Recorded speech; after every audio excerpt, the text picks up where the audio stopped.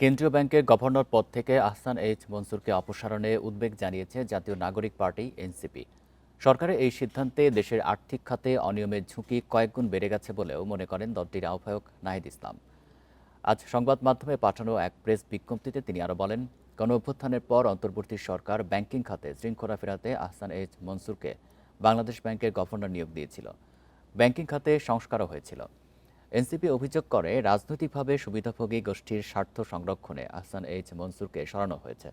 নতুন গভর্নর হিসেবে নিয়োগপ্রাপ্ত ব্যক্তি বিতর্কিত ব্যবসায়ী, যিনি মিউচুয়াল ট্রাস্ট ব্যাংকের ঋণখেলাপি এবং বিশেষ সুবিধায় তার ঋণ পুনঃতফসিল করা হয়েছিল। বার্জার ওয়েদারকোট অ্যান্টিডট সুপ্রিম দেয়ালকে ধুলাবালি থেকে রক্ষা করে 10 বছর পর্যন্ত। বিবৃতিতে এনসিপি সরকারের সিদ্ধান্তের প্রতিবাদ জানিয়ে কেন্দ্রীয় ব্যাংকের নেতৃত্বে সৎ, দক্ষ, অভিজ্ঞ অর্থনীতিবিদ নিয়োগের দাবি জানায়।